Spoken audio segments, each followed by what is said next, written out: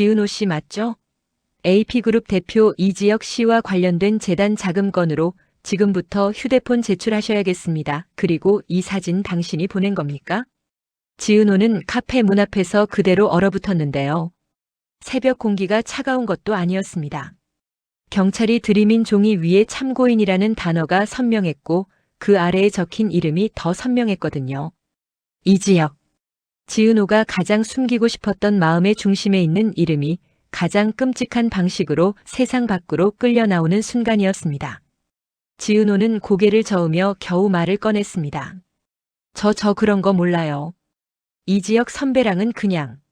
말이 끝나기도 전에 경찰이 또 다른 자료를 내밀었습니다. 지은호와 이지혁이 마주 앉아 있는 사진이었는데요. 지은호의 심장이 철렁 내려앉았습니다. 며칠 전부터 도착하던 그 협박 사진, 이쪽부터 친다는 메시지와 함께 왔던 그 사진과 같은 구도였습니다. 지은호는 손끝이 차갑게 굳어가는데도 휴대폰을 내려다봤습니다. 마치 누가 기다렸다는 듯이 알림이 떠 있었거든요. 지은호 씨, 말 잘해야 해요. 오늘은 회장님도 사모님도 당신 입에 달렸으니까. 지은호는 그 문장을 읽는 순간 머릿속에서 한 사람의 얼굴이 번쩍 떠올랐습니다. 고성희. 그리고 동시에 다른 얼굴도 떠올랐습니다. 회장실에서 통장에 200만 원 남겨뒀다고 말하던 박진석. 지은호는 그 두 사람을 실제로 가까이서 본 적이 거의 없는데요. 이상하게도 지금 이 새벽에는 그 두 사람이 지은호의 숨을 같이 조이고 있다는 느낌이 들었습니다. 지은호는 단 한 가지가 너무 무서웠습니다. 이 사건이 커지면 지은호 혼자 끝나는 게 아니라는 거요. 정순이의 식당도 지강호도 그리고 무엇보다 이지혁도 박성재도 같이 무너질 수 있다는 거요. 지은호는 떨리는 손으로 경찰 앞에서 말했습니다. 저 잠깐만요. 이지혁 선배 아니 이지혁 대표님은 지금 어디 있어요? 경찰이 짧게 대답했는데요. 이미 연락 갔습니다. 오늘 중으로 소환될 겁니다. 오늘이라는 단어가 귀에 꽂혔습니다. 지은호는 그 단어를 들을 때마다 이상하게 등골이 서늘해졌어요. 요즘은 오늘이라는 말이 축하가 아니라 누군가를 잘라내는 날짜처럼 들렸거든요. 그런데 이 모든 폭풍이 시작된 건 사실 며칠 전 고성희가 부동산에서 등기부등본을 받아들던 그 순간이었습니다. 고성희는 압구정 아파트를 금매로 청담동 빌라도 괜찮다고 했습니다. 먼저 팔리는 걸 먼저 팔아달라 시세보다 10% 다운, 일주일 안에 계약금 받게 해주면 중개 수수료 더블. 고성희는 숨도 안 쉬고 말을 쏟아냈는데요. 그건 흥정이 아니라 절박한 생존이었습니다. 박진석이 자기를 몰아붙이기 전에 현금만 만들면 된다는 계산이었죠. 그런데 중개인이 등기부를 보더니 얼굴이 굳었습니다. 사모님 은행 대출 말고요. 추가 근저당이 있어요. 33억이 잡혀 있는데요. 고성희는 그 순간 웃음도 분노도 아닌 이상한 숨이 튀어나왔습니다. 무슨 추가 근저당? 중개인이 조용히 손가락으로 가리켰습니다. 여기요. 이거 먼저 말소해야 매도가 가능합니다. 고성희는 그대로 변호사 사무실로 달려갔습니다. 근저당 해제가 안 된다뇨? 라는 말이 본능처럼 나왔고요. 변호사는 냉정했습니다. 사모님 등기부에 들어갔다는 건요. 인감증명서, 인감도장, 계약서가 정상적으로 갖춰져 들어간 겁니다. 고성희는 숨이 막혀서 거의 울부짖듯 말했는데요. 그러니까 그걸 나 몰래 했다고요. 되돌리려면 어떻게 해야 돼요? 남편분과 직접 해결하시거나 근저당 무효 확인 소송을 하셔야죠. 소송이란 말이 나오자 고성희는 속으로 바로 계산했습니다. 그리고 변호사가 그 계산 위에 숫자를 얹어버렸습니다. 그 규모면 계약금으로 1억은 주셔야 합니다. 고성희는 말로는 마련하면 되지라고 했지만 현실은 바로 뒤통수를 때렸습니다. 카드 결제가 막혔고 잔액 부족이 떴고 손에 쥘 수 있는 건 체크카드 하나뿐이었거든요. 고성희는 그때 알아챘습니다. 박진석은 돈을 끄는 게 아니라 고성희가 움직일 길 자체를 끊어놓았다는 걸요. 고성희는 그날 밤 호텔 로비에서 결제 실패를 겪고 거울에 비친 자기 얼굴을 보며 중얼거렸습니다. 박진석 당신 생각보다 무서운 사람이었구나. 다음 날 고성희는 결국 박진석의 회사로 갔습니다. 집으로 돌아가면 사모님이라는 껍데기만 남을 것 같았고 회사로 가면 적어도 판을 확인할 수 있을 것 같았거든요. 박진석은 고성희가 들어오자마자 담담하게 말했습니다. 집으로 안 가고 회사로 왔네. 고성희는 턱을 들었습니다. 내가 오늘 올 줄 알았죠? 박진석은 짧게 웃었는데요. 응, 오늘. 그 오늘이 고성희를 더 미치게 했습니다. 박진석은 오늘이라는 날을 사람을 정리하는 칼날처럼 쓰고 있었거든요. 박진석은 서류도 없이 말로 사람을 베는 타입이었습니다. 통장에 200만 원 남겨뒀으니까 호텔에서 자고 먹고 사흘이면 사라질 돈이지. 고성희는 숨이 턱 막혔습니다. 200만 원. 그건 돈이 아니라 내가 어디까지 떨어지는지 보겠다는 선언이었어요. 고성희는 버티다가 결국 한마디를 던졌습니다. 이혼해요. 박진석은 고개를 아주 조금 기울였는데요. 이혼? 내가 이혼을 왜 해? 고성희의 목소리가 떨렸습니다. 분노 때문에 떨리는 게 아니라 박진석이 정말로 끝까지 갈 사람이라서 떨렸습니다. 당신 이미 끝장 본 것 같아서 왔어. 이혼하고 각자 살자고요. 박진석은 더 차갑게 말했습니다. 내가 원하는 건 내가 비는 거야, 성희야. 고성희는 압구정 아파트를 금매로 청담동 빌라도 괜찮다고 했습니다. 먼저 팔리는 걸 먼저 팔아달라, 시세보다 10% 다운, 일주일 안에 계약금 받게 해주면 중개 수수료 더블. 고성희는 숨도 안 쉬고 말을 쏟아냈는데요. 그건 흥정이 아니라 절박한 생존이었습니다. 박진석이 자기를 몰아붙이기 전에 현금만 만들면 된다는 계산이었죠. 그런데 중개인이 등기부를 보더니 얼굴이 굳었습니다. 사모님 은행 대출 말고요. 추가 근저당이 있어요. 33억이 잡혀 있는데요. 고성희는 그 순간 웃음도 분노도 아닌 이상한 숨이 튀어나왔습니다. 무슨 추가 근저당? 중개인이 조용히 손가락으로 가리켰습니다. 여기요. 이거 먼저 말소해야 매도가 가능합니다. 고성희는 그대로 변호사 사무실로 달려갔습니다. 근저당 해제가 안 된다뇨? 라는 말이 본능처럼 나왔고요. 변호사는 냉정했습니다. 사모님 등기부에 들어갔다는 건요. 인감증명서, 인감도장, 계약서가 정상적으로 갖춰져 들어간 겁니다. 고성희는 숨이 막혀서 거의 울부짖듯 말했는데요. 그러니까 그걸 나 몰래 했다고요. 되돌리려면 어떻게 해야 돼요? 남편분과 직접 해결하시거나 근저당 무효 확인 소송을 하셔야죠.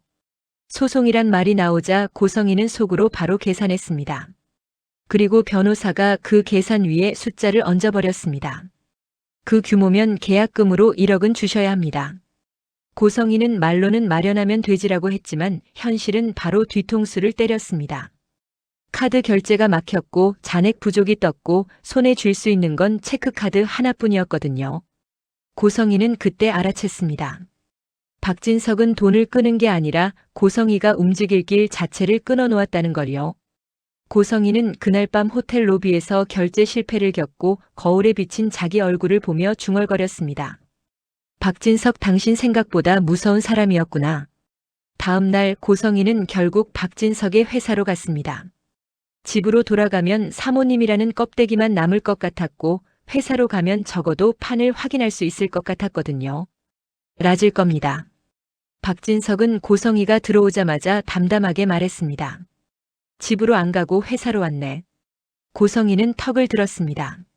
내가 오늘 올 줄 알았죠? 박진석은 짧게 웃었는데요. 응, 오늘.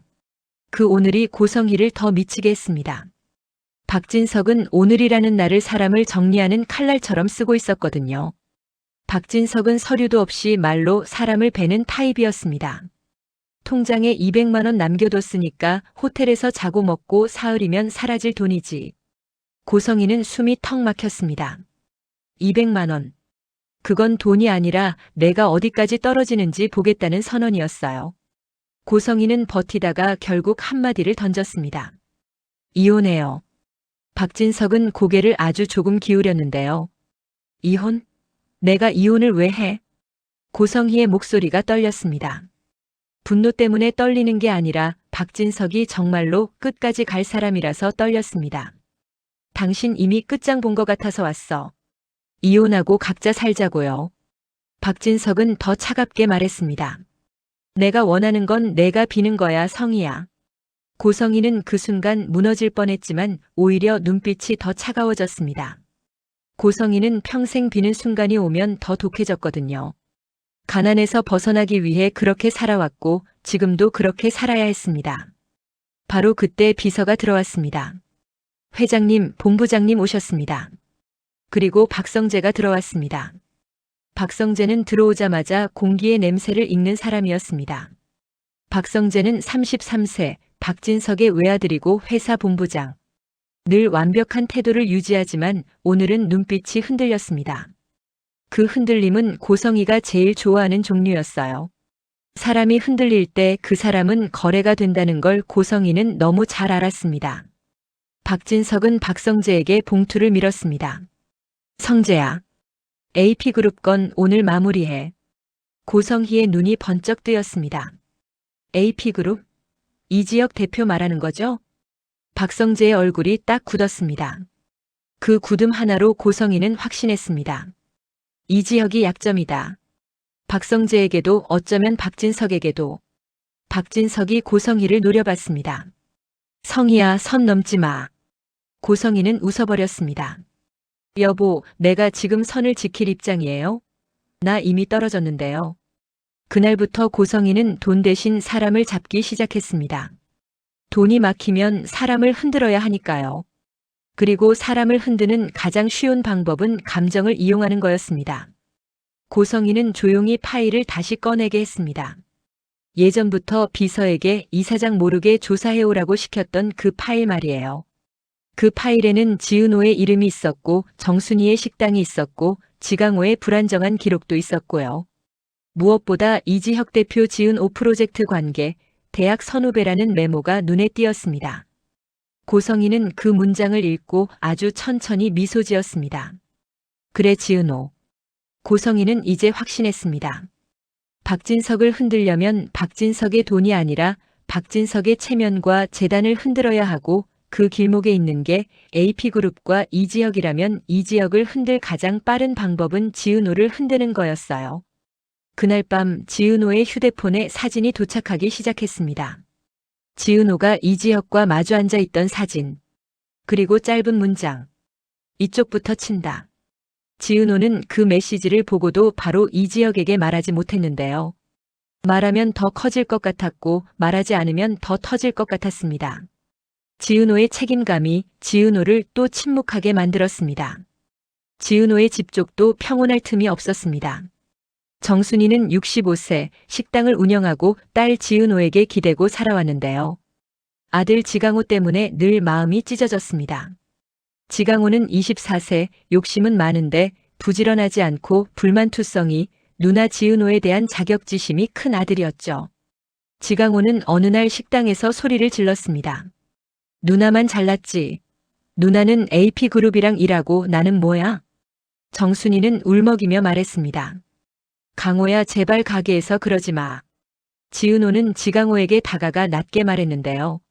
지강호, AP그룹 이름을 왜 함부로 입에 올려? 지강호는 비웃었습니다. 함부로?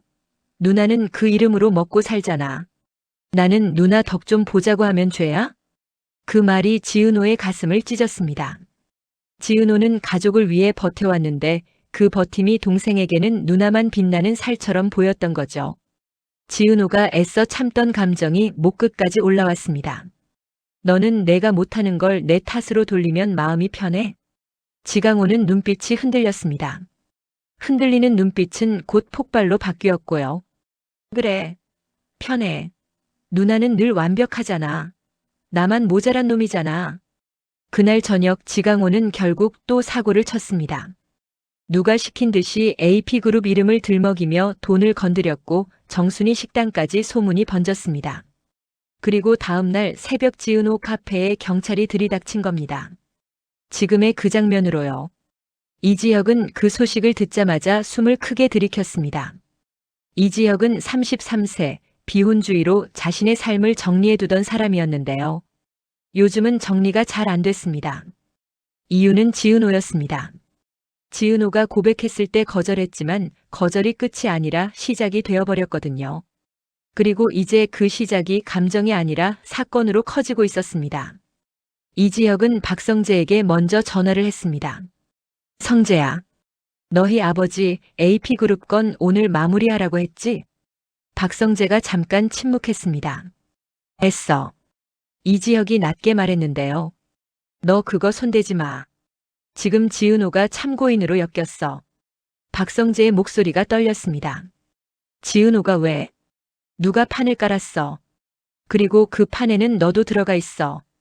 박성재는 그 말을 듣고 숨이 막혔습니다. 박성재는 지은호를 짝사랑하고 있었고 지은호는 이지혁을 짝사랑해 왔습니다. 박성재는 늘 감정을 정리하려 했지만 감정은 정리할수록 더 깊어졌거든요. 그런데 이제 감정이 아니라 사건이 박성재를 흔들고 있었습니다. 박성재는 결국 솔직한 말을 꺼냈습니다. 지혁아, 나 누구 편을 들어야 하냐? 이지혁이 단호하게 답했습니다. 지은호 편. 그 말이 박성재의 가슴을 때렸습니다. 박성재는 순간 내 마음도 지은호 편인데라는 말이 목 끝까지 올라왔지만 삼켰습니다. 말하면 우정이 깨질 것 같았고 말하지 않으면 지은호가 더 위험해질 것 같았거든요. 박성재는 결국 고개를 떨군 채 중얼거렸습니다. 내가 지키고 싶은 게 너무 많다. 한편 박영나 쪽은 더 불안해졌습니다. 박영나는 25세 대학원생이자 화가 박성재의 배다른 동생이고 고성희의 딸입니다. 고성희의 손길 안에서만 자라왔던 박영나는 스토커 구속 이후 자유를 얻었다고 믿고 싶었는데요. 이상하게도 자유가 오히려 더 무서웠습니다. 그 곁에는 이지환이 있었습니다. 이지환은 30세, 이지혁의 남동생, 박영나의 운전기사 겸 보디가드. 배신당한 사랑 이후 의욕이 떨어져 있었지만 박영나를 지키는 일이 다시 삶을 붙잡게 해주고 있었습니다. 이지환은 주변이 수상하다는 걸 먼저 감지했습니다. 영나 씨, 오늘은 혼자 나가지 마요. 박영나가 떨리는 목소리로 물었습니다. 왜요? 이제 끝난 거 아니에요? 이지환은 잠깐 침묵하다가 말했습니다. 끝난 게 아니라 판이 바뀐 것 같아요. 고성의 사모님 아니 고성이가 사람을 풀었어요. 박영나는 그 말을 듣고 손이 차가워졌습니다. 엄마 고성이가 딸을 지킨다는 명목으로 통제할 때의 공기가 떠올랐거든요. 박영나는 속으로 생각했습니다. 엄마가 나를 사랑하는 걸까, 이용하는 걸까? 그 질문이 박영나의 가슴을 조여왔습니다. 이수빈도 집에서 분위기를 느끼고 있었습니다. 이수빈은 24세, 패션 크리에이터, 밝고 애교도 많지만 계산이 빠르고 손해보는 일은 하지 않는 성격이었죠. 이수빈은 오빠 이지혁이 요즘 흔들리는 눈을 하고 있다는 걸 알아챘습니다. 김다정 58세, 주부이 조용히 물었습니다. 수빈아, 너 오빠 요즘 걱정되니? 이수빈은 웃으려 했는데요. 웃음이 잘 안 나왔습니다. 엄마 오빠가 흔들리면 우리 집도 흔들려요. 그게 싫어요. 이상철 61세, 정년퇴직, 정직하고 고지식이 옆에서 말했습니다. 정직하게 살면 결국 길이 생긴다. 그 말이 따뜻하면서도 무력하게 들렸습니다. 이수빈은 속으로 생각했는데요. 아빠의 정직함이 세상에서 통할까? 박진석 같은 사람 앞에서도? 고성애 같은 사람 앞에서도? 조옥래 88세가 느릿하게 한마디를 던졌습니다. 정직한 사람을 제일 먼저 이용하는 놈들이 있어. 김장수 87세도 조용히 맞장구 쳤습니다. 그리고 그놈들은 꼭 오늘 같은 날 움직여. 이상철은 그 말을 듣고도 끝까지 다 묻지 못했습니다. 어른들의 눈빛에는 말하지 못하는 것이 있었거든요. 그리고 그 말하지 못하는 것이 이제 이지혁과 지은호를 향해 오고 있었습니다. 다시 현재 새벽의 카페. 경찰이 지은호에게 재촉했습니다. 지은호 씨 협조하셔야 합니다. 그리고 이지혁 대표와 마지막으로 연락한 시간 정확히 말씀해 주세요. 지은호는 입술을 떨며 대답하려 했는데요. 그 순간 문이 열렸습니다. 이지혁이 들어왔습니다. 지은호는 이지혁을 보는 순간 눈물이 날 뻔했습니다. 안심해서가 아니라 더 무서워져서요. 이지혁이 여기 들어오는 순간 이지혁도 이 판의 중심으로 끌려 들어가 버리니까요. 이지혁은 경찰을 향해 차분하게 말했습니다. AP그룹 대표 이지혁입니다. 지은호 씨에게서 휴대폰을 뺏기 전에 제 변호인부터 부르죠. 경찰이 물었습니다. 이 사진 알고 계십니까? 이지혁은 사진을 보고 눈빛이 단단해졌습니다. 알고 있습니다. 이 사진은 협박으로 쓰였습니다. 지은호는 이지혁이 협박이라고 말한 그 단어에서 처음으로 숨을 제대로 쉬었습니다. 지은호는 혼자만 미쳐가고 있는 줄 알았거든요. 그런데 이지혁도 알고 있었다는 사실이 지은호에게는 슬픔이면서도 위로였습니다. 그런데 바로 그때 이지혁이 아주 잠깐 가슴을 움켜쥐었습니다. 정말 찰나였는데요. 지은호는 그 찰나를 놓치지 않았습니다. 이지혁은 아무렇지 않은 척했지만 지은호는 봐버렸습니다. 이지혁이 요즘 숨기고 있는 것, 건강에 불안이요. 이상철이 병원에서 들었다던 좋지 않을 수도 있다는 말이 현실이 되는 순간 같았거든요. 지은호는 속삭이듯 말했습니다. 선배 괜찮아요? 이지혁은 웃으려 했습니다. 괜찮아.